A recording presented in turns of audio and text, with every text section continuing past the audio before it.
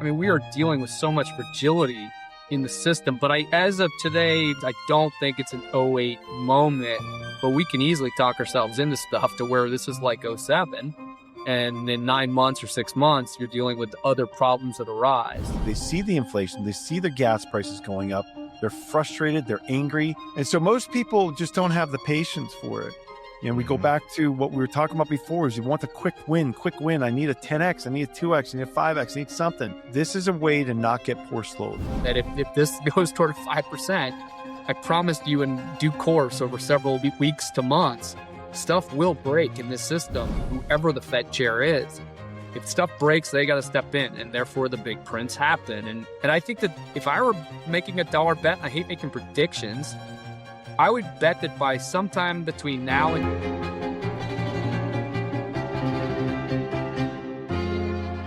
Mr. James Lavish, Mr. David Foley, thank you, boys, for joining me. This is just a wild time. Like we were just saying, I want to wind you guys up, let you go. We were talking, Jason Lowery's software thesis, debt doom loops. Just, again, the Trump family too. They were just tweeting out how much Bitcoin they have. Feels like breaking the city of London. There's so many things going on at play here that the markets are all over the place. Where to start? How to make sense of this all? The sentiments, never been worse, at least in years. Where are we at, boys? Where are we at here? We need the Twilight Zone theme, right? Literally. Feels like yeah. it. I don't know. Does. David, you're good at framing up the whole situation from the whole market. It is. Well, we talked about it extensively this morning, but yeah. Yeah, no, I mean, look, I think I speak for everyone. It's a little exhausting, right? I mean, this is you look forward to going to church on Friday for Good Friday just to kind of get a break from looking at Bloomberg and sitting there for 2 hours in church. But it's, I think that, look, I don't know. I mean, it's the way I think about it is, what's amazing and interesting is just how Trump campaigned and said no forever wars. My first question is always, okay, what changed? I'm not trying to take a political view, right? We're all Bitcoiners and libertarians. Like, I don't know what the hell, to me, the whole system is a problem. I actually don't think one politician on either side is directing it. I think this is a 53-year-old or 55-year-old mess that we're in now since we went off the gold standard. And this is the result, right? Where you're at 120% debt to GDP. You got a fragile bond market that feels like a grenade that could go off if Japan or the US bond market blows up, because rates matter, as James heard about this weekend. Secondly, I don't know, did Trump and them get a memo that we are not privy to, that this is a real threat, or is this just something that Israel talked us into? I mean, so many questions on that, right? And I respect both views, the people who are really pro for this move into Iran, and the people who say this is crazy, that we don't have a plan here. But you see the fragility of the system with the Strait of Hormuz now and oil choking off. I worry about, if this persists, what this economy is going to look like in 3 or 4 months. Third point, I'm encouraged how Bitcoin's trading. I think there could be one more move down, given there's still some leverage in the system. But I would argue it's kind of finding decent footing here. That's encouraging. It doesn't mean that we're out of the woods yet. I think every asset class could still have a correlation of 1 if things get really ugly here in the coming months. But ultimately, the last bullet point is, we all know where this is going. Like, they will have no choice but to print, and whenever that is, like, they have no choice but to inflate the system. So, I mean, I'm stating the obvious, and there's all sorts of chessboard maneuvers we could talk about do they have to do this? Do they have to create inflation? But I think it's just, the good news is we know where this is going. And so I think James and I still feel highly convicted in our portfolio outlook for the next 3 years at the Bitcoin Opportunity Fund and where it's going. No idea where it can go on any quarter, right? It can be up and down violently, but over 3 years, we think the IRRs are massive. So let me pause there. Those are the kind of the top 4 bullet points in my head. Yeah, I mean, that's just to reiterate, when you have social media as a driving force for market movements, it's kind of new. We didn't in 2010, we didn't have this. In 2020, you had a little bit, but now it's like, this is just crazy the way that we're getting real-time updates from the White House and tweets. It's like, How do you position yourself? It's difficult. You've got gold is 25 to 30% off its highs. Bitcoin's now it dropped 50%, and it's recovered, like David said. But the Bitcoin Treasury companies, and they've taken their lumps. Then you look at just around the world, you're looking at whether you're looking at silver or other commodities and stocks. You've got the stocks that are still, yeah, they're what, about percent off their highs, their all-time highs. That could easily be 20, 30% if you get like David said, a correlation to one event. The Strait of Hormuz being closed that could be catastrophic to global economies. We talk about how, yeah, we're energy independent here. Yes and no. I mean, we're energy independent in that we are able to tap into and drill for the most oil in the world now, but we can't refine it. So we don't have the right refineries to actually refine our own oil here. It's a difference between light sweet crude and the oil that's coming out of the Middle East. And so, Brent oil coming out of the Middle East, and you've got, it's difficult to handicap what this impact is going to be. And for a number of reasons. Number one, what's the impact going to be? How long is this going to go on for? And how do you position around it? Because you can't flee to gold. You can't flee to stocks, obviously. You can't flee to bonds, because now bonds they're all over the map. Last week you had bonds pricing in massive inflation. And now this week coming into today, you've got bonds are pricing in demand destruction from the price of oil. So you got, on one side, you're hearing everybody talk about last week, well, the price of oil is going up. That's the largest input factor to any price of good, to a price of any good, creating, manufacturing, shipping it. And then you've got everybody worried about, oh God, I need more, I need a higher yield on my long bonds because I need to be paid for the coming inflation. And the Fed's going to raise rates, which we talk about that in a moment, the philosophy there. But then today you walk in and the markets are like, oh no, the oil is going up so high. Now there's going to be demand destruction. We're going to get into a deflationary environment. There's going to be like an economic downturn globally. And so it's neurotic, and then next thing you know, you get a tweet, and then you get a tweet from Trump, and then you get a responding tweet out of Iran that's saying that he's lying. And it's just markets hate uncertainty. There's nowhere to hide except literally short-term T-bills, which is, again, you're not, the longer you hide there, the more your money melts away. So that's also not a fantastic place to be. So, and then you've got the question of the Fed. And that's another thing. And David, you and I talked about this before, but whether or not Warsh even he's got his nomination, but whether he gets confirmed by Congress. And now you're hearing that, like last week, Powell said the words, I'll stay on as long as I need to. And it's like, wait, what does that mean? Like, why would he say that? Well, he would say that because the clear expectation is that Trump's nominees are not going to get confirmed, and he'll stay on as long as he wants to. Why? Because the Fed's not really under the government thumb. It's supposedly, tacitly, an independent agency. Is it really? No, we know it's not. But under law, it is. And so if he wants to stay, it's going to be difficult to get around that until you have somebody confirmed. So, I mean, Dave, I'm sure you have thoughts on that too, because plenty of thoughts on the Fed. But then I think that personally, I'd be surprised if Warsh is not approved. I mean, maybe they play games to hold it up, but I think that gets done personally. That's my bet. What I think the question is what does he do? I mean, if you're going to be dealing with summertime inflation regardless, because I mean, fertilizer costs and food costs and all that are going higher each month, in my opinion. So that's going to be a challenge, right? And yet the same time, if the bond market starts to fall apart, he's going to have to deal with it. And you got this 1970s stagflation thing going around before Volcker showed up. And yet ultimately, again, we all have to step back in Bitcoin and gold and silver investors. You're at 120% debt to GDP. Volcker was at 35% in the 70s. They cannot raise rates.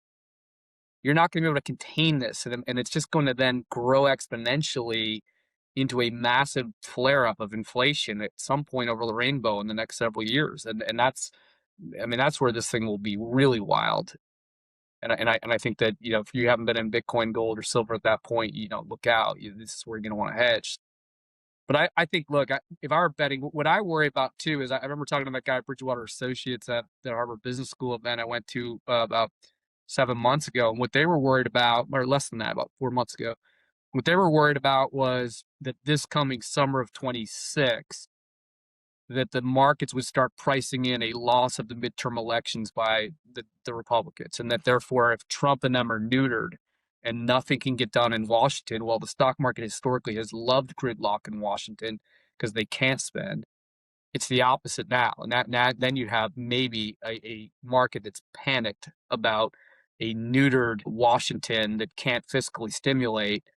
Then tell me what worse does, because I would argue that that's partly why the stock market's beginning to decline right now. It's starting to realize that Trump's in trouble. The favorability ratings are falling each week. But you know, again, there's so many things you can go off of. That's why I'd be stunned if he goes with heavy boots on the ground in Iran, because talk about really taking risk. That if American soldiers start dying, I mean, you'll watch those approval rates go way low. So look, there's risk there. I think that to this equity market, midterm election risk, inflation risk, we haven't even gotten into private credit. I mean, there's so many things. As I said, we're all exhausted. I mean, there's so many things when as Andy Grove once said at Intel, only the paranoid survive, right? That's true in our business. You have to sit here worrying about all these things.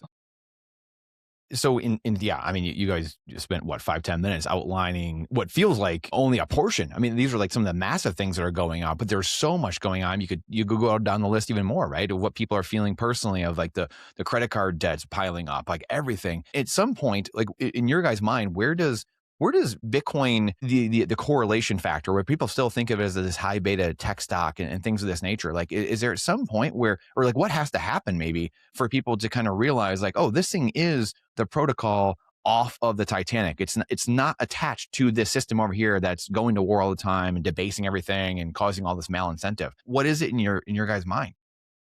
I think it's just it's a broad understanding of what it really is. There's so much disinformation, misinformation out there.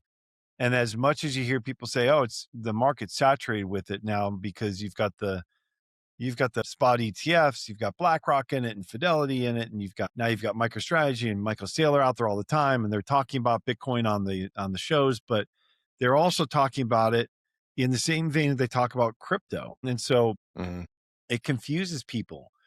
And if you talk to the average person out there who doesn't listen to these podcasts and is not, on Bitcoin Twitter and is not reading specifically about it and doing research themselves about it, they're likely completely misinformed about what it is. That it's just the oldest cryptocurrency. It's the most boring one. It's trading at $60,000, $70,000. So, it can't go up that much anymore. And, so there's just a lot of confusion about it. And then really what it comes down to, though, in my mind, Brandon, is that one of the things you said, which is a real key factor to how Dave and I look at this world and the risk reward of the markets. And that's the K-shaped economy, the Cantillon effect, how asset owners are doing very well. The boomers are doing very well. They've got wealth. They're spending the money. And then the other side of it, you've got these, you've got younger people or just middle class and lower demographic people who are not doing as well. They're feeling it. They see the inflation. They see their gas prices going up. They're frustrated. They're angry. They're doing stupid things like no King's marches and whatever, like they're just mad. They don't know where to put this anger and they're frustrated. And that's one part of it. And the second part of it is you just see this overwhelming rise in a gambling mentality. And what I mean by that is people are looking for the lottery ticket. They're looking for that next place to just make that big lick, like, well, I'm not going to make it in Bitcoin. It's already gone up that much. I'm going to find a smaller crypto to invest in, or look at silver. That was only $20. Now I can buy that, and it could go to, you're hearing people go, I'd go to 500. It's like, hold on. Or bet big on Michigan State hockey in the Frozen Four. Dang it, David. Exactly. My alma mater, Providence, went down too, Brandon. I'm with you, man. I know, all three of us, man. Yeah. Holy Cornell, cow. Yale didn't even make it, and Cornell they got obliterated. So yeah, but I interrupted you, James. I know. No, and that's the point, is that people are on poly market putting money down on these things. You don't have to go to Vegas anymore. It's we're true. seeing a downturn in visitors on the Strip here, because people don't need to come here to bet. And if it's not going to be that big experience, what do they care? If my bulldog is laying down under my desk right now, so if I just shut down, it's because she hit the switch. It's a great point. I never thought about how Kalshi and all these prediction markets and DraftKings really have sucked away a lot of that Vegas. I didn't think of that. That's interesting. And we can't bet on it here. I don't have access to those markets here, to those apps here, because they blocked them in the state. Wow. Obvious reasons, but it doesn't matter. I don't bet anyways. I invest. But that's the thing, is that people are they're pushed on the risk curve. Why are they doing that? Because they feel, not only do they feel like they're behind, they feel like they can't even keep up. Like, it's not like they started behind and they're, maybe, okay, if I just work hard, I can get there. No, they're like, I'm never going to be able to own a house. Like, I'm never going to be able to get the car that I want. I just can't, I can't get to a point where I feel, forget about abundance, just feel like I'm not just treading water every single day. And so they're being pushed out on that risk curve, and they're taking more risk. So when you look at things like this in the market here, Brandon, everybody gets into NVIDIA. Well, it started with GameStop, right? And then everybody, they just pile in. They pile into the next thing. They pile into Bed Bath and Beyond, for God's sakes. They pile into, NVIDIA, and then it was Tesla, and now everybody's. I'm getting phone calls from friends who are not investors. They're like, how do I get into SpaceX? I need to get into this thing. It's going to be the biggest thing ever. And you're like, oh man, your exit liquidity. You don't understand. Like, the gains have already been made. And so they're looking around. They're just trying to find something that will go up, not just 10x, but 100x, because they want to put down $1,000 and come away with 100,000, because they just can't get there otherwise. And that's part of the problem. So it's a perception problem, that it's a challenge, that people look at Bitcoin, they're like, they don't really understand what it is and how it's different from everything else, because of misinformation, disinformation, because of the media just relentlessly pummels it. And then the other side is, now it's become political, because Trump and his family, took it under their wing and said, we're the Bitcoin, champions. And they're not. Clearly they're not. But they claim that. So now you got half the country is like, oh, Bitcoin's for, it's for drug traffickers and human traffickers. And it was on Epstein Island, and like, it becomes political. So you've got that going on. Do you see where I'm getting at, though? Is there's not a full understanding of it on one side. And then the other side is, it's just not exciting enough. I need more juice, man. I need to get something I can really make a big lick on. So what's the next big thing? And mark my words, they're going to take these companies public, the Anthropics and the OpenAIs and the SpaceX. They're going to come in the next couple months, and you're going to see these things move around wildly. And where they end up, who knows? What their actual valuation should be, who knows? But I can tell you this, they're not going to come at a deep discount. Not in my mind. But you're going to see people flocking into them because, oh, what's going to be the next big thing? And that's why the meme stock revolution happened. That's why Polymarket and Kalshi are, that's why they're so active. Anyway, that's a long explanation, but those are kind of the forces that are at play here. And that's the challenge that we have. Yeah. Yeah, it is wild. I mean, I'm sure you guys saw, I don't know when in the last week when Powell was saying this, but he's just saying again. I mean, how many times has he said this? You know, the U.S. is on an unsustainable fiscal path, you know, once again. And, you know, everything you just outlined, I know Quoth the Raven had just come out with hey, the math ain't mathin'. You know, we're coming to the end of the road here.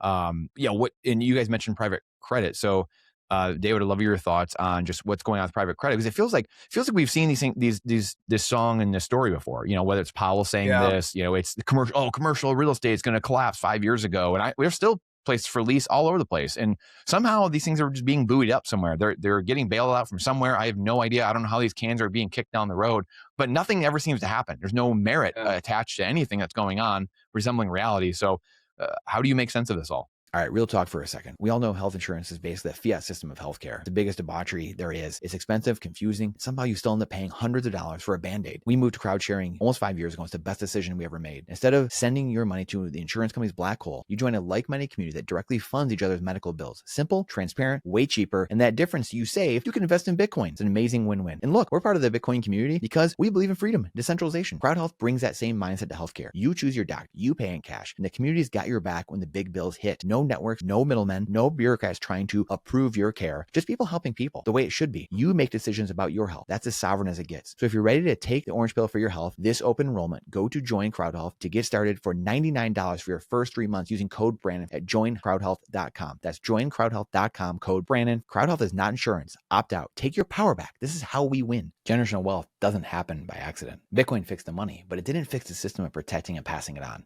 Bitcoiners, we have to live in two different worlds, idealism versus pragmatism. That's where Meanwhile comes in. It's the world's first Bitcoin-denominated life insurance company, regulated in Bermuda and built entirely by Bitcoiners for Bitcoiners. With Meanwhile, long-term holders can grow and protect their Bitcoin wealth through tax-free policy loans, no repayment obligation, no margin call risk, while making inheritance simple and secure and entirely in Bitcoin. It's about sovereignty, stewardship, and building a legacy that lasts centuries. Because if Bitcoin is forever, your plan should be too. Learn more and sign up with code 4QPBWC at meanwhile.bm. That's meanwhile.bm, code 4QPBWC, or just sign up in the link in the description below.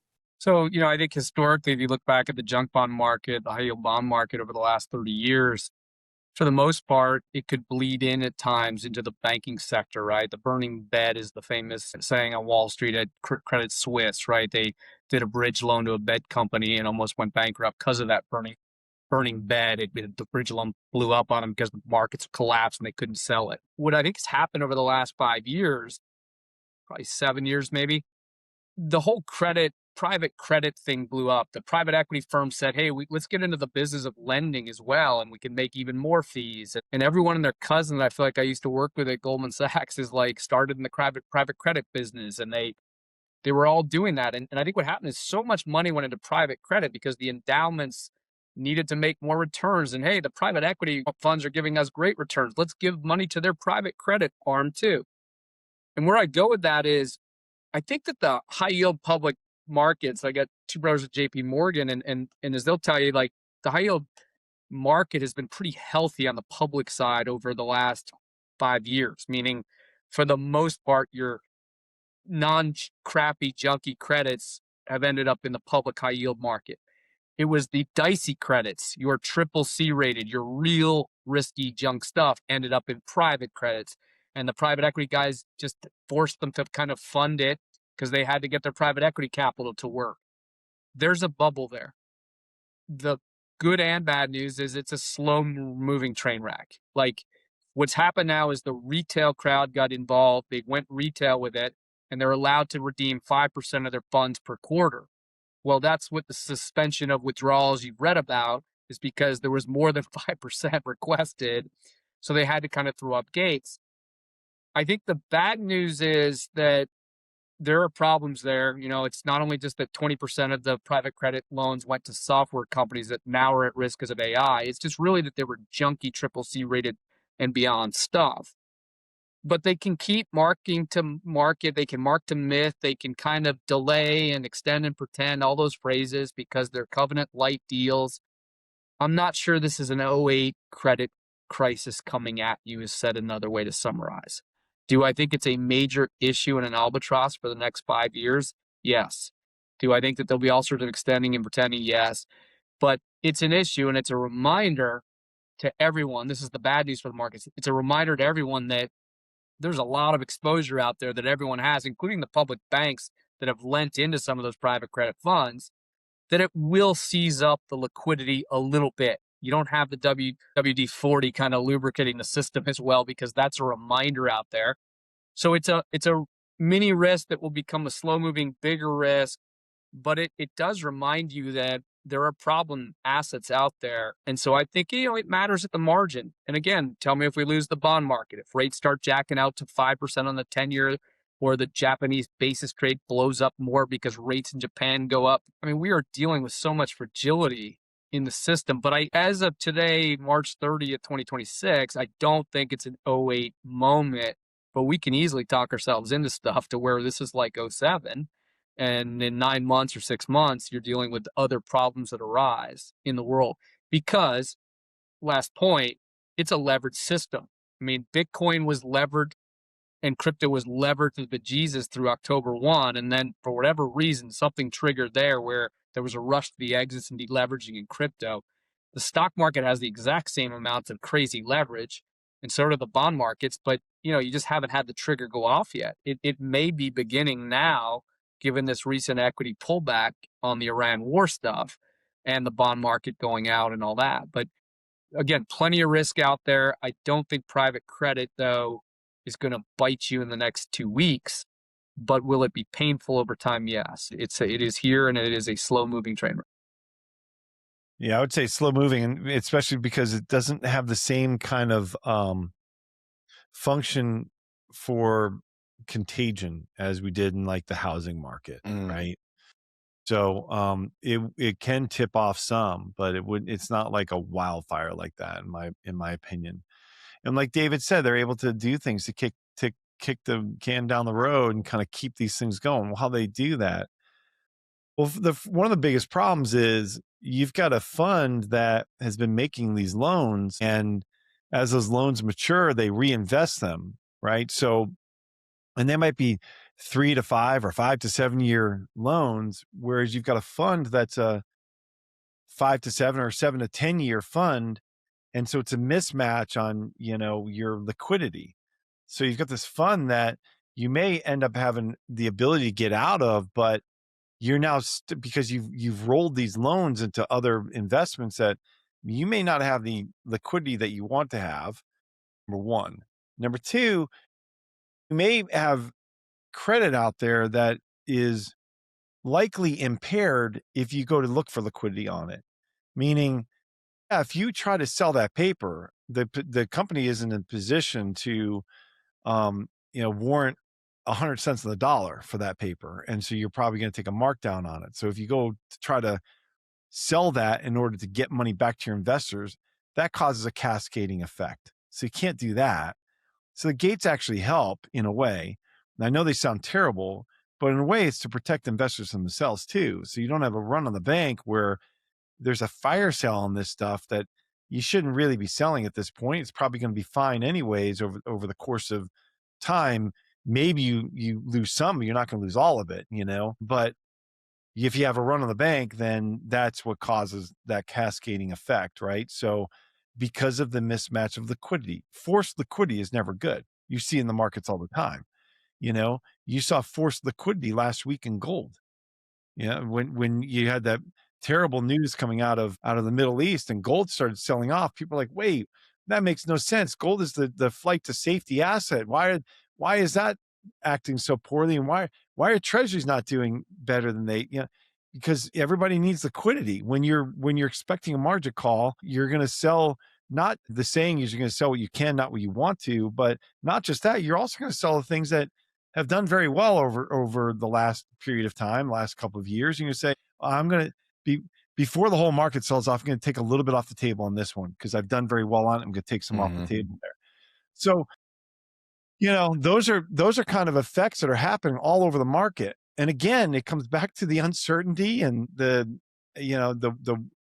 worries about private credit. But I'm not, like David, we're not as worried about that as we are about the geopolitical impacts of a prolonged conflict in the Middle East that keeps the Strait of Hormuz closed, and either that and oil prices high, sustained, high levels of energy costs, which again, that's the largest factor of the price of goods, or something worse, which could be some sort of terrorist attack, some sort of, or in Europe or here, as as some sort of retribution to the US and allies killing Iranian leaders. Who knows? We just don't know.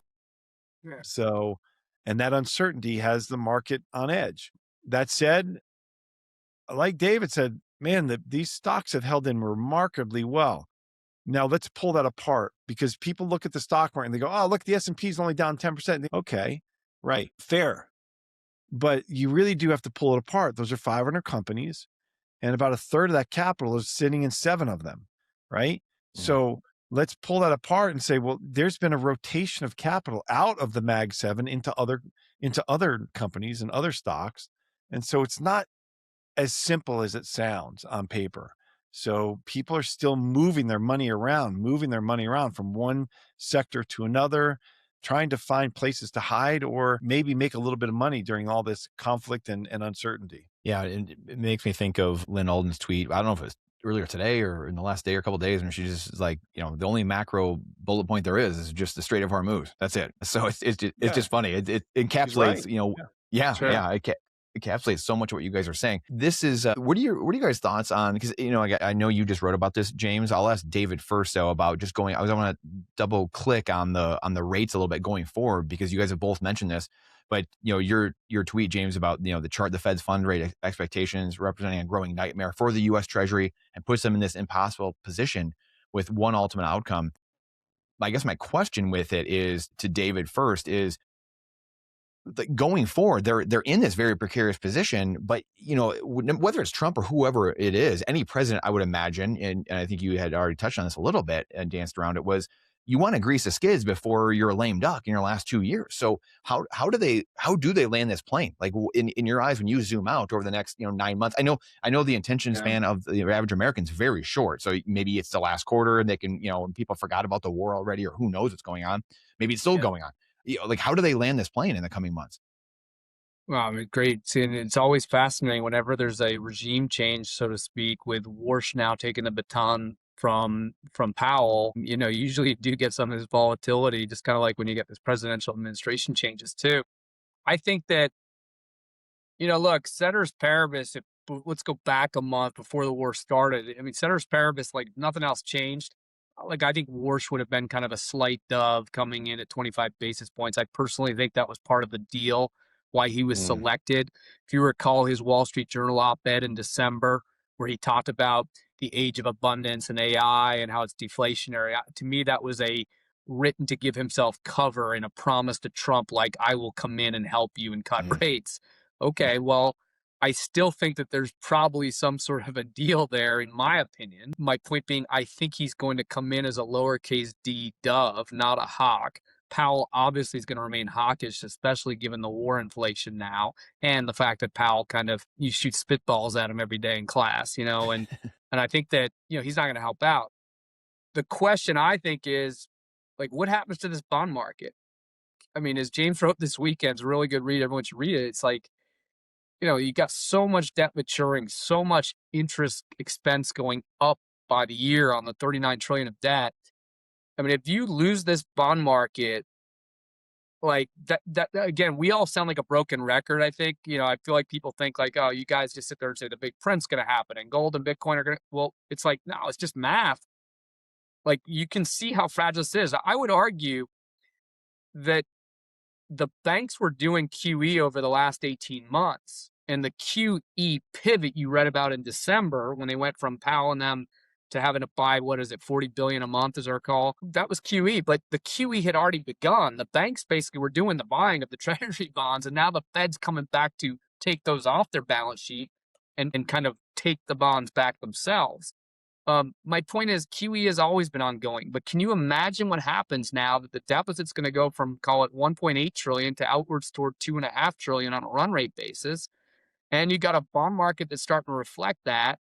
and you got rates that are probably, if they start pushing toward 5%, stuff will break. Like sometimes I think Luke Groman can talk like as if stuff's going to break in the next week. And I would argue it takes longer than Luke maybe kind of comes across. But like Luke directionally has been right. And he's right again, that if this goes toward 5%, I promised you in due course over several weeks to months, stuff will break in this system. Therefore, to summarize, it's the old, Warsh is going to have to then turn into a major capital D dove at some point, whoever the Fed chair is. If stuff breaks, they got to step in, and therefore the big prints happen. And I think that if I were making a dollar bet, I hate making predictions, I would bet that by sometime between now and December, more likely call it June to December, stuff will begin to break. They will be forced to catalyze and show you even heavier QE type stuff and help, right? And they'll disguise it with new terms. Bitcoin will sniff that out. Gold will go back to sniffing it out along with silver. And those have their own dynamic going on, gold and silver, with shortages in the world, especially silver. But you will see then that hard catalyst, which, by the way, will speak to the 4-year cycle of Bitcoin again, that theoretically the 4-year down cycle of Bitcoin began in October of 25. It should end in October of 26. And therefore, you've got this catalyst in Q4 where Bitcoin is taking off again because the global liquidity spigots are going, because the Fed has to come and bail it out. So, I just think all that's ahead. It's just a question of when. Yeah. I mean, just to unpack it a little bit. So people say, well, something's going to break. What's going to break? What's going to break? Well, what David's talking about is you go back to 2011, you go back to 2019, and there have been periods in time, 2020, where you have a massive spike in repo borrowing because of need for dollars. Why do you have the need for dollars? The higher the cost of capital, the higher need for dollars, right? So at some point, you have banks who are reluctant to lend to each other overnight, and that's the repo market. And so because they're reluctant to lend to each other, that the rate for borrowing overnight spikes. We saw it in 2019, September of 2019. And this is at a time where the Fed was doing QT, and the repo market basically just froze up. And there was such a need for dollars, and there was a few things I've written about, I've talked about it before, but there were a few things that happened. There was the need for dollars overseas because of the price of the dollar, the exchange rate.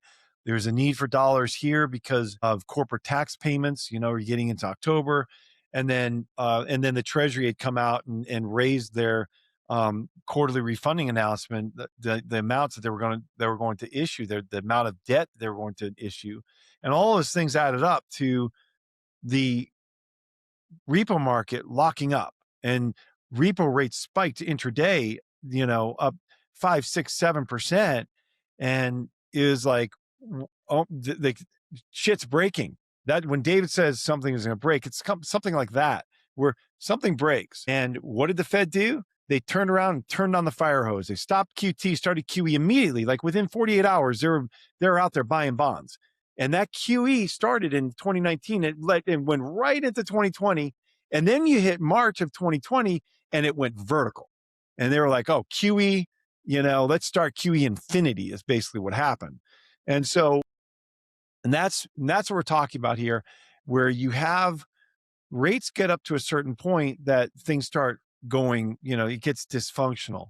And that's one side of it. That's just and so for another thing on that, because you're going to have listeners who are very intelligent and understand that, well, that's all great. Back then there was back then it was just a repo market where banks and hedge funds lending to each other. Now you've got the standing repo facility at the Fed. So if you need capital, you can take your bonds and loan them to the Fed overnight, and you can get as much capital as you need. Okay, that's great, but it's not open to everybody. Number one, hedge funds can't just go in and borrow from the Treasury. It's open to a few select major banks. That's number one. And if those banks don't turn around and open the repo market overnight and lend to hedge funds and each other, then you're out of luck. Okay, so that's number one. It's not open to everybody. Number two is it has a massive negative stigma to it, attached to it. This has been a long standing policy, is that if you're a bank and you're borrowing from the Treasury, from the Fed, I'm sorry, if you're a bank and you're using that overnight window, that's bad. That's like lender of last resort. It's a negative mark on your, it's like getting a negative mark on your credit report. So people go, oh, wait, I'm sorry, you have a loan out from where? You borrowed from the Fed? Yeah, I'm not going to, something's wrong with, if you have that, if your liquidity is that bad that you had to go and ask for money from daddy, the government, then that's no good. I'm not going to lend to you. And so they're trying to get rid of this. They're trying to force companies, they're trying to force banks to use the overnight window regularly to take the stigma off, but it has not been successful. So that is not, still has not been a viable option for everybody. It's not a viable option for everybody. So you can still have a repo market meltdown like we had in 2019. That can still happen. We've seen, flare-ups at quarter end, $50 billion being borrowed here, $30 billion being borrowed here. We've seen it in the last couple of quarters, and that has to do with window dressing and in fixing up your books to look good for your risk calculations and all that. But it's still an indication of the need for capital. So that could happen. And then the greater issue, which is the longer term issue here, which is the Treasury has $9.7 trillion of debt that's expiring. It's maturing this year because we've put so much short-term debt on the books. $9.7 trillion. And that doesn't include intergovernment agencies. That's just the public debt. My God, they got to roll over $9.7 trillion. Not only that, but I also have to roll over every single interest payment they have to pay on all the debt that they have on that $39 trillion of debt that we're sitting on. They got to roll that too because we don't have the money to pay for it. So we got to borrow that too. Okay. So there's another $1.3 trillion of interest right there. So now you've got 9.7 plus 1.3. Okay. You guys can all do the math on that. And then what David said, which is the non-interest deficit, right? Non-interest payment deficit, which is Trump is asking him to raise that by another $600 or $700 billion in defense spending. So now you got over another $1 trillion that you're talking about that you've got to borrow. You're talking about borrowing $12 trillion this year. And if rates go up, do the math, 0.5% is another $60 billion. And that's just raising from where we are today. It's already getting worse because the debt that they have on their books is every year has been going up. So some of this debt it's maturing, that is older debt that they borrowed at, lower rates, and they're now going to have to borrow at much higher rates, and just the cost of capital is going up and up and up. And so that's where you get into the big print, which is, I'm more in Lynn Alden's camp of just this ongoing print. It's like the sustained, just a continuous print where you're, go ahead. Just to interject for one thing, just one quick thing. I mean, because to me, the one big black cloud that very few people, unless you're paying attention to this finance stuff that James is going through, the one big black cloud is the entitlement payments. It's $109 trillion of off balance sheet. So we got 39 trillion of debt, but it's the 109 present value of off balance sheet debt of entitlements on Social Security, Medicare. And the average baby boomer now, I believe, is approaching 74 years old. That's why back in 2012 and 13, Druckenmiller was up at Bowdoin College, his alma mater, talking about the fact that by 2030, actuarially, he thought the system would buckle because this just keeps coming at you. You can't kick the can on that. That's drawing down on the system as people are aging and the needs grow.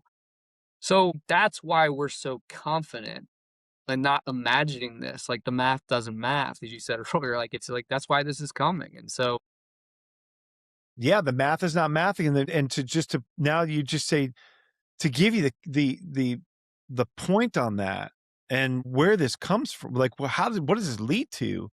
Well, the point is that there's going to be little choice for whoever ends up staying in the secretary position. But maybe Bissent, if I'm Bissent, I'm looking at this and thinking, my God, what have I stepped into? Because Janet Yellen didn't term out the debt when she could have. Yep, I'm going to be a backseat driver here, but Janet, you were the chair of the Fed before you were the Secretary of the Treasury. You should have had a pretty good clue what was going to happen when you printed $5 trillion plus dollars and bought bonds with them. Of course, there was going to be inflation. Of course, rates are going to go up. You didn't term out the debt when you could have. Bissent and Trump were bombastic as in the election cycle, and they were saying should have done it. We're going to do it. We're going to do it. We're going to do it. They come into office. The Fed had just cut rates. They expect the Fed to continue cutting rates. And guess what happened? The Fed didn't continue cutting rates. And now Bissent is looking at rates going up in his face. The 10-year, as David said, is you're approaching 4.5%, 5%. Like things are going to be breaking. And the things that I just discussed, and the problem with refinancing all this debt. What are you going to refinance it at? If the Fed is raising rates,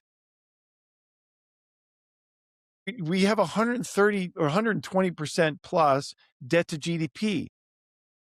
What were we at in the 80s, David? 30? So, it's a completely different equation. And by the way, just to interject for 1 second, and on the private credit thing one more time, 30% of all private credit maturities are coming due in the next 2 years. It's like 9% this year, and then the balance. So the point is, not only is it a U.S. Treasury issue with rates going higher, refinancing higher, then the private credit markets become a challenge over the next 24, 48. So again, it's coming to a theater near you. This is a question of when the slow-moving train, it's going to smack us in the face and break stuff.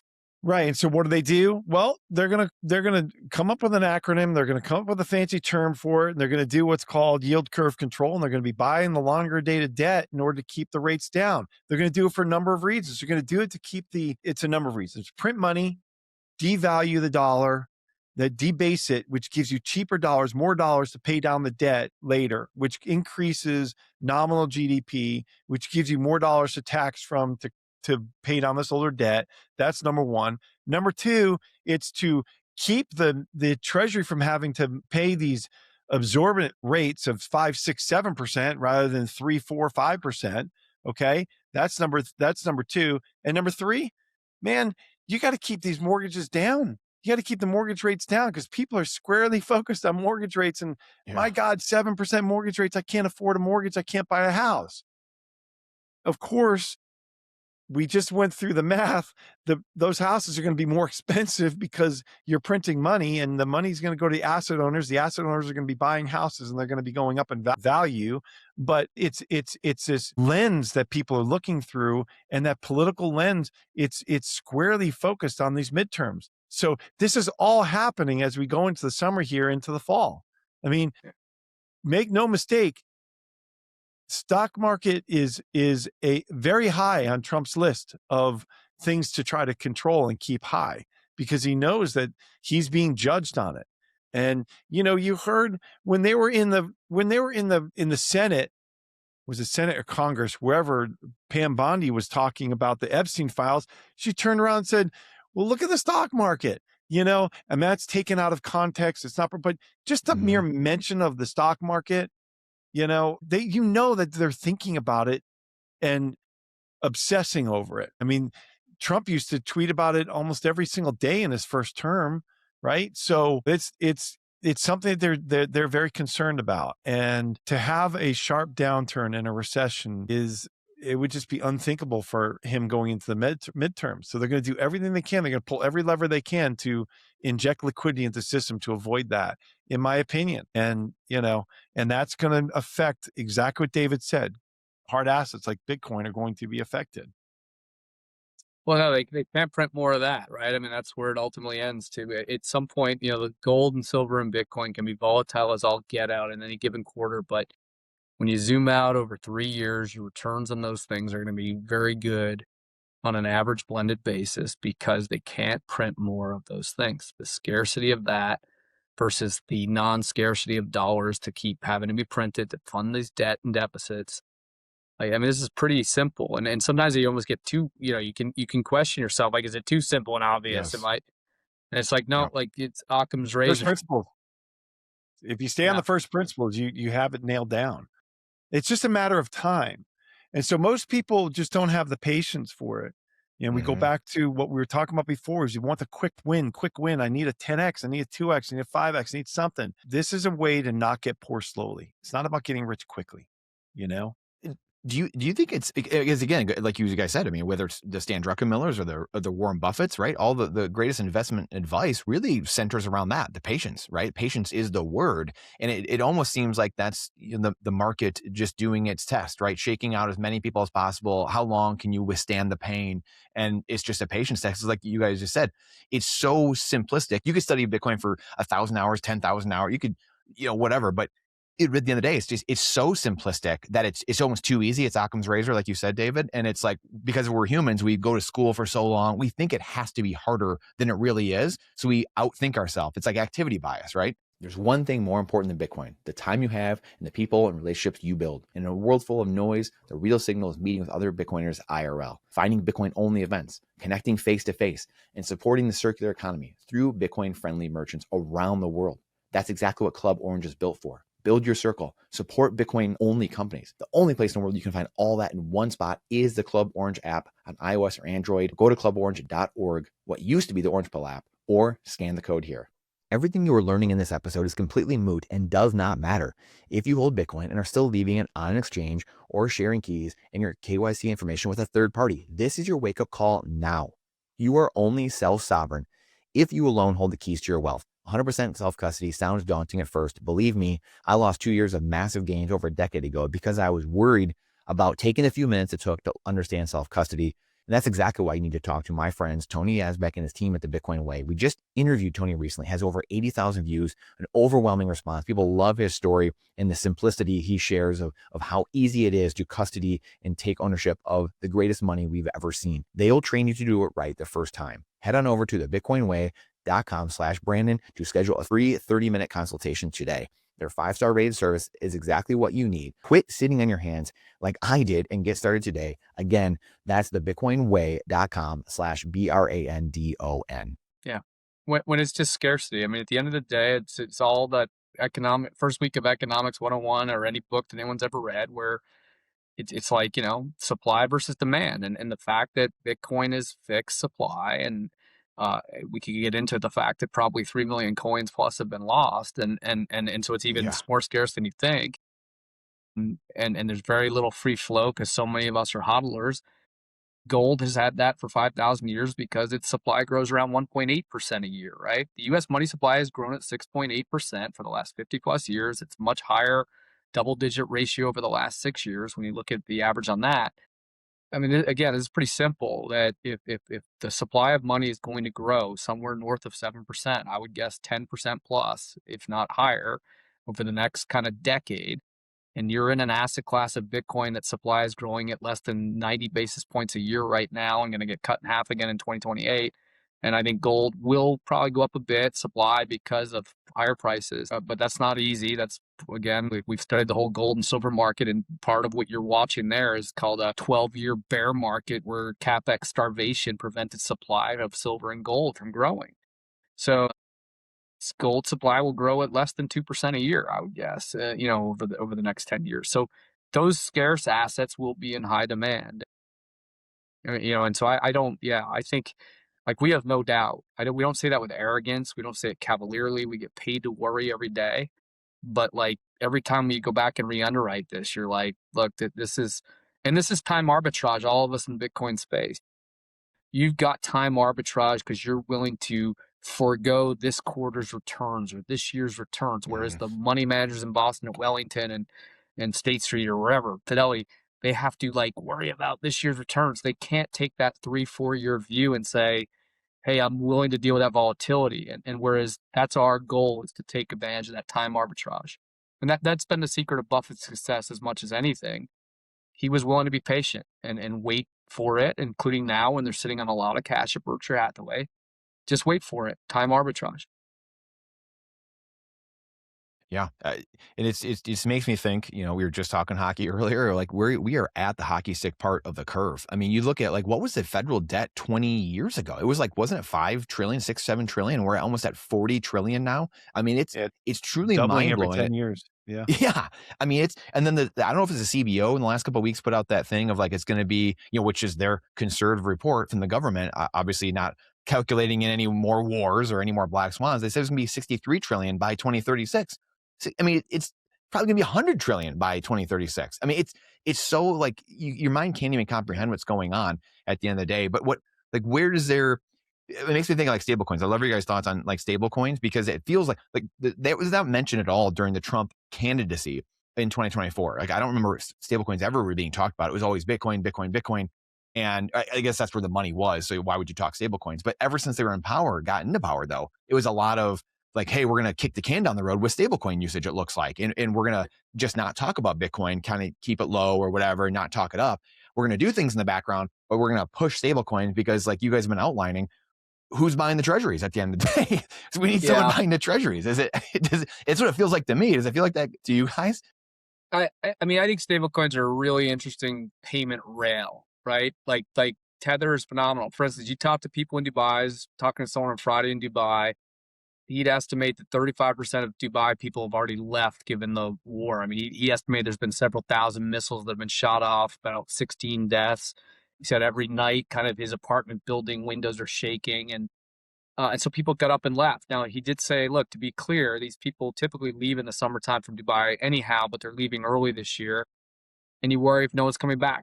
What was interesting to him is that a lot of them that he talked to, friends and family, they were selling gold and silver to get liquid, and they were going into Tether. They were putting it in Tether to get their wealth out of there and to transport themselves with that. What I point out, though, is that Tether's a wonderful payment rail. I've used it, to pay someone to send wires and things like that equivalent. But don't forget, it's not a store of value. It's a temporary transactional tool. It's like taking a train. I don't sleep on the train. I sleep in my house, but I take a train to get down to New York for a business meeting. But the point is, Tether's a train. Bitcoin is your home, meaning where you store your value, where you're safe, because it's scarcity. Tether's not scarce. U.S. Treasury bonds aren't scarce. So to summarize one last point, I think that the stable coin will solve the U.S.'s problems and be a $3 trillion market buying T-bills is way overstated. It's like the same promises we heard about Doge. The fact is, people aren't going to stay in Tether for long. If you use it, you're going to take the train ride down to New York, move your money from New York to London on Tether, and then get the hell back into a store of value, gold or Bitcoin. I mean, watch what the Tether guys are buying with their own wealth there. They're buying gold and Bitcoin. So I just want to be clear on that. I think stablecoins are an interesting train in technology. They're not a store of value, and they're never going to support the bond market like people think, in my opinion. Yeah. Yeah, that's true. And I mean, the funny thing is that now you're hearing the legislation. This is the infuriating thing, is that now you're hearing some of the testimony coming out and the arguments coming out in Congress about, stable coins, and the banks they don't want to pay the interest on the stable coin. They don't want to pass that on. I don't look, if I'm the CEO of a bank, I don't blame them. Of course you're able to take deposits from investors and pay them 0.25% interest on those deposits. Why would you turn around and want to pay the 3, 4, 5% on stablecoin revenue or the yield? Of course you don't want to. You want to be able to keeping that too. So it's but where this goes, Brandon, who knows? But of course, like you said, they're looking for pockets of liquidity for people to be buying treasuries everywhere, all over the world. Like David just said, buying a USDC or USDT because you need capital to move from one area or region of the world to another. Well, that's a pretty good use case. And I think there's going to be a lot of that going on over the next 10, 20 years. It's true. It'll displace the SWIFT network, right? And so that's what you're doing. But let's not, again, I think you got to get back to that first principle. I think a lot of people forget this, including real people in this space. Like, Like at the end of the day, those are just rails. They're like the Swift wire network replacement. And again, at the end of the day, where are you storing your value? Where are you sleeping your head at night? It's going to be in your scarcest assets in the world. It's not going to be in a coin that's tied to $1 and backed by T-bills that JP Morgan's keeping the interest on. Like, no one's going to do that. People will keep their money in a money market account where they keep the 3.8 or 4% for themselves. They're not going to put it where JP Morgan gets the 4%. So like, again, this is like Doge, in my opinion, a lot of promises that are, don't, again, Occam's razor, just keep it simple. Like it's really, all avenues are going to come back to the two non-counterparty monies in the world, Bitcoin and gold. That's where things will end up. Yep. Yeah. Yeah, amazing. Well, I would love to get your thoughts on, we briefly mentioned the Bitcoin Treasury market, kind of ties into what you guys do to a degree. I mean, we've talked about a lot about what you guys do and the different, there's gold and silver in different plays, but what are your thoughts on just the market in general, the Bitcoin Treasury market, what you've seen? Obviously you got hit, and now there's, Stretch is kind of, the last month or last couple of months has really been going like gangbusters. People have been really chatting about it a lot and learning about it. So what are your thoughts on just, Sailor, Stretch, some of the things going on you're seeing in the space overall when it comes to the Treasury offerings? James, you want to go first? Yeah, I mean, look, there's no secret. The Treasury companies gotten beaten up pretty badly along with Bitcoin. You're seeing some Treasury companies that they didn't really have the game plan that they kind of communicated, poorly or not. And you're seeing those get absolutely annihilated. And, there's kind of two pieces to this. The first piece is that the euphoria of these Bitcoin treasury companies got a little bit ahead of itself when you saw things like Nakamoto trading up, in the $20 range, and some of the other things are just got a little bit ahead of themselves. Even the solid ones that we think are really solid plays like Metaplanet just got ahead of itself. And so unfortunately, the retail market didn't have their access to those was the public markets. And so they were buying them at kind of valuations that didn't make sense to us. Dave and I, having the Bitcoin Opportunity Fund, where we have the benefit of being a limited partnership and getting access to the private placement of those deals and being able to be disciplined about how we buy those at either right near 1M NAV or even in some cases a little bit below. And for the listeners who don't know what that means, it's basically the market value of the company. We like to use a enterprise value, which takes into consideration all the shares at the market price plus the debt plus the cash. But looking at that over the amount of Bitcoin, the dollar amount of Bitcoin they own on their balance sheet, these things got a little bit crazy. The MNAVs got into the multiples 3, 4, 5, 6, 7, times. It's crazy. But the ones that hung around there that we believe are the long-term winners of this are, and I have to be careful because I'm on the board of Strive, but Strategy and Strive have these new securities that are really important to this, to the ability for these companies to add Bitcoin to their balance sheet. And how they do that, they do it by offering these perpetual preferreds. They're preferreds that pay interest. They pay you a yield monthly, and that yield moves around to make sure that those securities stay at about par, about 100 out of 100 cents. And anytime it goes over that, Strategy or Strive can issue more preferreds and just turn around and buy Bitcoin with that. So it's and that's what they're doing. They're basically just selling these things at a yield of 11.5, 12.5%, somewhere in there, 11 to 12 somewhere percent in there. And these things are moving around a little bit, and then turning around and buying Bitcoin with it. And so that's kind of new. And the great thing about those is that they're perpetual. They don't have to be paid down. As long as you have enough cash in your balance sheet to be paying, 6, 12, 18 months of dividends on these things, they put you in a good position. And especially if you have them covered multiple times with the underlying Bitcoin on your balance sheet. So what's going to happen in the future here? Well, I mean, I have my thoughts about where these MNAVs go. Dave is very good at articulating that. So I'd like to hear what he has to say about it. We talk about it all the time, but I think that it would be interesting for the listeners to hear him walk through it. But that's what's on our radar. When we look at these things, we're very disciplined about how we buy them and when and where. And this is why. But go ahead, David. Yeah, I mean, look, I think that at any given time, a company can trade at a price to book value that's, you know, a multiple to their price to book or a discount, right? So right now, JP Morgan, it's probably a little lower, but it's been trading around 2.4 times its book value of assets, right? Because it has assets, this loan book, and they, you know, can generate returns on that loan and can lever it up and generate a premium, and therefore people will pay more than 2.4 times book for those assets to generate returns for shareholders. Berkshire Hathaway trades at around 1.5 book consistently the last few years. Why? Are they also, because both JP Morgan and Berkshire Hathaway also are scale premium brands in their event space that for what they do. You know, there are situations where companies trade at discounts. For instance, regional banks right now trade around 0.7 times book value. Why do they trade at a discount? Because their assets tend to include things like commercial real estate that's coming under a lot of pressure with problem loans. And so therefore people will pay a discount. Bitcoin is a pristine asset. MicroStrategy is the largest owner of it. It controls about of Treasury companies. It controls about 3.8% of the total supply of the 20 million Bitcoin ever created.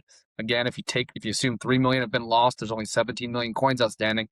MicroStrategy owns about 4.5% of every Bitcoin in the market. It's a pure thing. Every time they raise capital, they turn around and buy Bitcoin with it. The Bitcoin per share continues to be accretive and growing each month. In a bear market of the last 3 months, MicroStrategy, I believe, raised like $4.6 billion in this bear market, added over 66,000, maybe 67,000 Bitcoin in the first quarter alone in a bear market. When we do the math on MicroStrategy trading at 1.15 times book value today, or MNAV, and we just say, keep that multiple there, maybe go to 1.15, 1.2. We don't take it anywhere back. And if Bitcoin goes back to the June high or July high or whatever it was early this summer of 25 high of 125,000, if you do the math on MicroStrategy, assuming that they get just like a conservative amount of Bitcoin they'll keep adding, even though it'll probably be more robust, that stock's like a $350 stock all day at just 125,000 Bitcoin. If you go to a 200,000 Bitcoin price, which parallel theory would say you'd hit at some point in 27, time will tell, it's probably a $750 stock.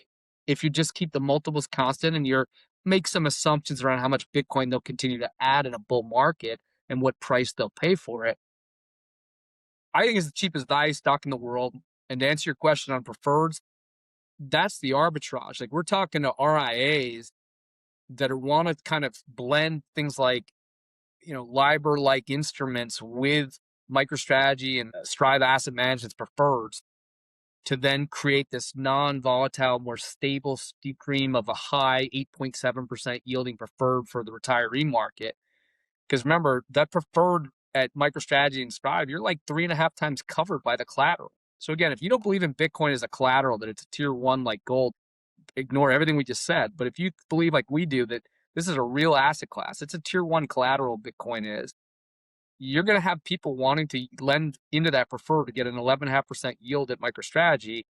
Then you're watching RIAs invest in it to blend it with things like a LIBOR product to have an 8.7% steady yield. The point is, massive demand in a bull market will continue to come for those preferreds. This thing will likely, MicroStrategy will likely trade at some premium closer to Berkshire Hathaway because it's dominant in what it does, and it has access to capital markets, and it's a levered way to play Bitcoin. As James said, the downside of the leverage of those Bitcoin Treasury things is you felt it the last 4 or 5 months. It cuts both ways when you're but we're comfortable with MicroStrategy's balance sheet. It's fairly fortressed. You know, there are scenarios you can paint of if Bitcoin's at 7,000 for the next 5 years. Okay, but I think the probability that's really low. and so we've tried to break that company. We can't. Like, we salivate at the upside. And we're finding very interesting call option strategies to play around it as well, MicroStrategy. So at the fund that we're really excited about. It's going to take some time to play out, but boy, I don't know if I probably digressed too much there, but it's a phenomenal opportunity. More and more capital is going to come for these preferreds. It's an arbitrage on fiat, and again, I think we just think there's really bright days ahead if you're willing to take a 3-year view on MicroStrategy's returns. It's the most asymmetric asset in the world, ahead of anything in AI. I mean, I'm sure there's a handful of things that will compete. I'll be honest, if we were all making dollar bets, like I'd put MicroStrategy in the top 5 of all asset class returns over the next 3 to 5 years versus any AI thing in the world. It'll be in the top 5 with a handful of those, and I bet it would beat it. But it at a minimum, I think it'll be up there. So, yeah, I don't think it's speculative. I think we've tried to break the company. It's a great value investment right now. You just got to deal with the volatility in the short run. It can't, to be clear, markets go down, equity markets go down, and Bitcoin gets some volatility back into the 50,000 area, 55,000 area. You will watch MicroStrategy go toward 100 or below. The question is, that's not risk, that's volatility. Where is it 3 years from now? Where's Bitcoin? Does it go back to 125K? Does Bitcoin go to 200K eventually? If so, you're talking about 3 to 7 times your money if you can just withstand volatility. So not only is there time arbitrage we talked about, there's volatility arbitrage. Can you stomach that and take advantage of that volatility pain and people throwing it overboard to go ride this longer term thesis of a higher IR? Which is why people hire us, to be quite honest, to be to be fully transparent. That's why people hire us to deal with this stuff. You don't want to be looking at your screen every day trying to figure this stuff out. You want to allow us to stomach that and not sleep. So I used to have this nice shiny red hair at one time before this business, and I used to be 6'4". Yeah, my beard's just pure white now. So I mean, I don't know. When I met you 4 or 5 years ago, James, it wasn't white. That's the way. It wasn't white. Yeah, I look good and young and well rested. Oh man. Last thing, you just mentioned AI. Is there last thought on? I mean, anything we missed that we should maybe touch on? Yeah, obviously the Bitcoin Opportunity Fund, and it's not. Look, Brandon, it's not for everybody. I want to be absolutely clear.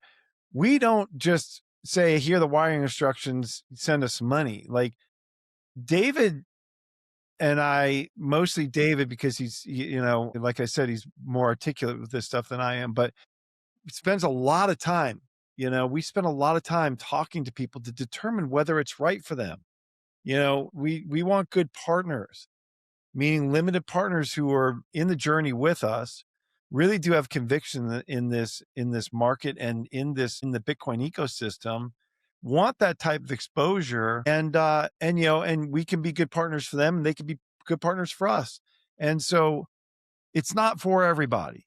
It truly isn't, but we can determine that. And we try very hard to make sure that we get the right, that we give people the right advice on that and steer them and guide them the best we can. AI and Bitcoin, I mean, you're seeing tweets and headlines come out about 80% of AIs choose Bitcoin as their payment of choice. Do I believe that AI is going to use Bitcoin in the future? I do. I do believe that they are, because of the nature of Bitcoin's immutability. And that's a really important aspect to it. It's not just the 21 million limit but the decentralization and immutability that's a big deal. And so there's too much to talk to about AI. Generally, that's not what our fund is focused on, but we do have tangential exposure to it because of things like energy exposure and that stuff. So, and we do have select AI companies that have come to us and talked to us about Bitcoin strategies that they can implement in their own systems and their own investing. And so we have some of that too. But yeah, that's not our core focus. But of course, we're paying attention to it and we use it. We use it to help us with our process. There's no doubt it's impressive too, right? I mean, like James has gone down really deep in the AI agent rabbit hole, right? Where we've got our own that we're using now. I think we both agree that this thing is impressive. It's as good as any analyst you'd hire off for a Wall Street firm, and it gets better every day and every week. Wow. I was at dinner this week with good friends of ours, and she's a senior head partner at a major U.S. national law firm. I won't say the name, but but we went through the whole AI thing, and my wife and I are friends with she and her husband, and I asked her, how many fewer lawyers are you guys hiring at your major law firm? It's a preeminent name. Again, you guys would know it. And she said they're hiring about 40% fewer law school associates just for this summer class here in 26. And that's going to bleed lower. And now I talked to a Big Four auditing partner in Boston too. Same question. He said we were having a hard time getting accounting majors to join, but now we don't worry about it because AI is solving our problem. We have a 4 million widget inventory audit to do at some company. The AI agents are flagging all the red flags for us on how to dig in. So in minutes, lastly, literally in minutes, rather than 24/7, weeks and months. And again, one of my business school classmates, it's a senior guy at Amazon, had said this to me in August. He said, David, I don't think the markets understand how disruptive this is to labor AI is. And you are seeing Amazon laying off people now. And at the time, he said he was not allowed to hire a human being at Amazon last summer unless he could prove that it was 6 times more efficient than AI. And he would have to write a 14-page memo to prove that the human was 6 times more efficient than AI. So I'm not here to scare you about, oh my God, it's all taking our jobs. What I'm identifying is one more fragility risk in the system, that labor, and I've got a daughter starting college in the fall, like you do get worried, like, okay, I'm paying a lot of my tuition. What type of return am I going to get on the back end? Because it's going to hit that college age and the kids going to law school age hard. They will still need humans. It's just at the margin, it's going to be really challenging. It's like no free ice cream and free trophies for everyone anymore. If you're at law school, you better have top grades because you got to get one of those, 40% fewer slots at those major firms. And same thing for a college kid. You better have good grades. I think that's kind of what this looks like on AI. It is a real disruptive thing, the way the internet was, perhaps more disruptive because of the hit to labor. Internet was a little more conducive initially to creating jobs. This might be more of a challenge in the short run. Ultimately, that creative destruction, though, will create new industries and jobs, and retraining will happen. I mean, maybe the blessing is we have more people going into the medical field instead of law school or going to Wall Street. Who knows, right? So I'm long-winded, but I just want to point that out. AI is going to have its impacts, both good and bad, and ultimately good. But in the short run, this is Joseph Schumpeter's creative destruction. And so buckle up. Yeah, absolutely. Well, boys, buckle up and own Bitcoin. Yeah. It's an incredible talk. I mean, I think I got through like a half or maybe even only a third possibly of the things that I could talk to you guys about, but I know you guys are high in demand and have many things to do. So I appreciate you guys so much. Where can everyone find you, James, and reach out to you? Yeah. So if you are an accredited investor and you're interested in the Bitcoin Opportunity Fund, then just go to bitcoinopportunity.fund and just fill out the little form there. Get in touch with us. We're happy to jump on a call with you and talk through the things that we've talked about here in more depth and specifically to your needs. And then of course you can find me on Twitter. I'm posting there pretty regularly, and I write the informationist newsletter that's on Substack. So you can find that at just jameslavish.com. But yeah, that's it. And same thing there. BitcoinOpportunity.fund. If you go there, I think our emails are on there, and my Twitter handle is at dfoley, DFOLEY, BOF, at dfoley, BOF. And just DM us or reach out on our website. And I think you can fill out something on our website to learn more about our fund, Bitcoin Opportunity Fund. James Lavish, David Foley, thank you. Proud to be in the trenches with you guys. The fight goes on. Appreciate you guys. We'll see you soon. Likewise, right, Brandon. Thank you for having us. Yeah. Thanks, Brent. If you like that episode, then you're going to love the playlist we put together for you with our most recent podcast with the top Bitcoiners, sound money, liberty advocates in the world. Go check those out here. We'll see you inside. You're going to love them.